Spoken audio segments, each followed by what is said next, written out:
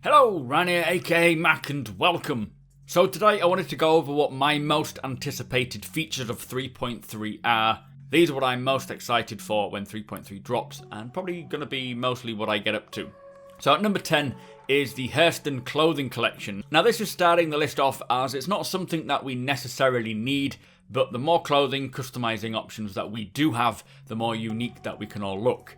Being able to pick up some clothing which is specific to the location is pretty cool, and with the addition of the Port Olisar clothing collection that we already have, people will be able to start dressing more and more as they please with more options. And number 9 is the ship system degradation. Now, bringing degradation and wear to components brings a reason to upgrade and replace worn components, as their performance will reduce and even suffer misfires, giving us again more reason to earn United Earth credits or Alpha United Earth credits, and then going shopping to all the different locations and buying components that we feel either to replace or to upgrade and get a better performance out of. This is all part of bringing more personalized ships and getting this whole mechanic in, so for me, I'm quite excited to get that. Now, number 8 is rest stops. These are these new space stations which players can use to refuel on long trips to and from Hurston and Crusader. These locations will be filled with NPCs, different styles of shops, and beds to log off if you are unable to in your own ship. Very useful when journeying through space, and I think the current thinking is maybe 4 between Hurston and Crusader. This obviously changes. Originally they said 8, now they're saying 4. It will just vary as time goes on, but I'm looking forward to them nonetheless. Number 7 is the weapons refactor. Now this brings a general overhaul and fine-tuning to improve the various components of the current weapon system. Weapons don't quite feel right to me. They need to feel unique and a little more robust. I cannot wait to start collecting all the different FPS weapons, adding attachments and such to them, and eventually being able to upgrade the ship weapons too.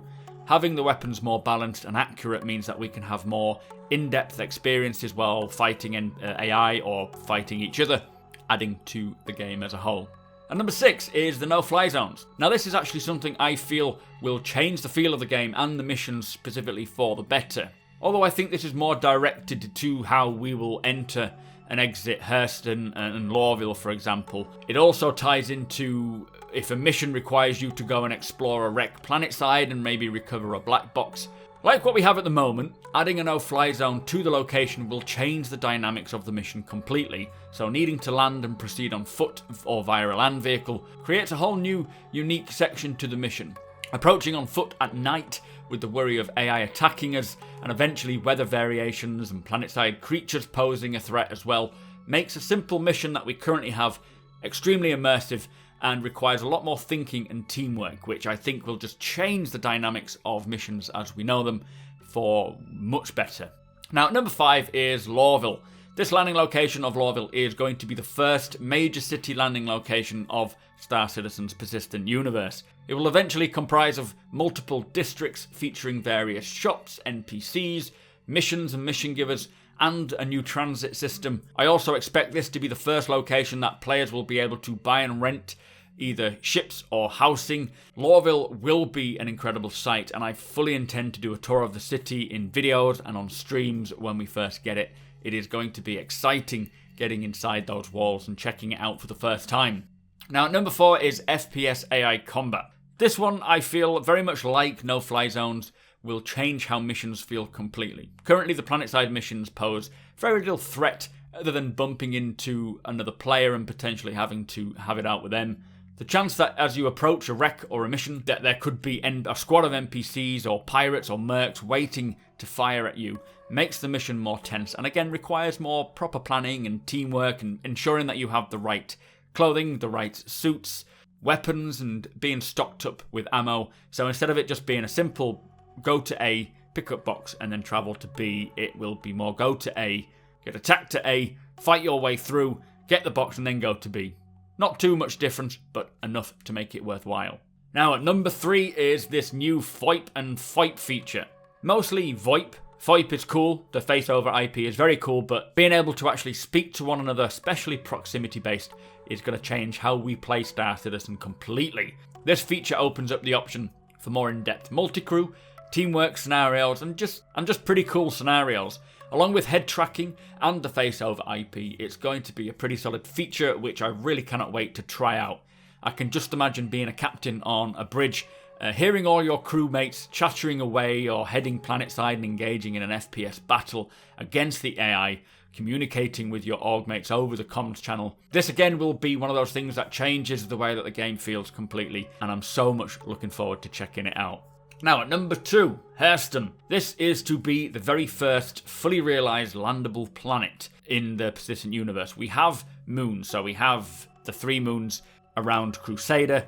Obviously with Hurston that brings another 4 moons, but these moons are all quite tiny in comparison to these planets. Now although Hurston probably won't be the size of a planet like Crusader, it will be big. It will also comprise of multiple biomes, ranging from deserts, heavily mined quarries, vast lush tree-covered savannas, even a unique trash sort of junkyard biome.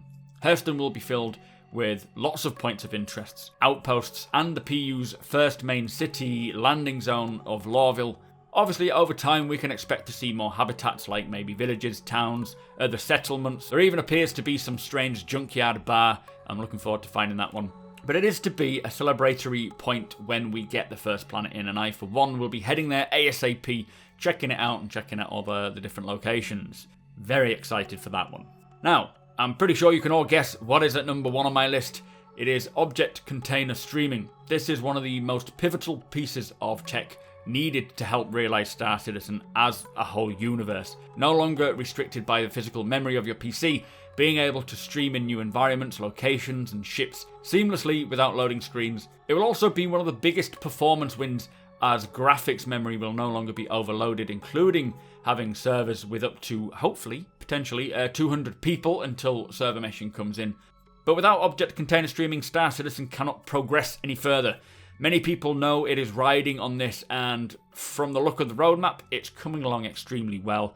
Soon as it comes in, I'm sure it'll be quite iffy at first, but it'll settle down. My fingers are crossed, all goes smoothly. Anyway, this is my most anticipated features for Star Citizen Alpha 3.3. Not necessarily in order of importance, just based on my hype and my excitement for them.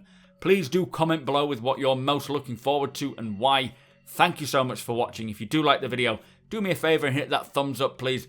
Also, hit that subscribe button and follow me over on Twitch. Massive thank you to my patrons, and I shall see you all next time.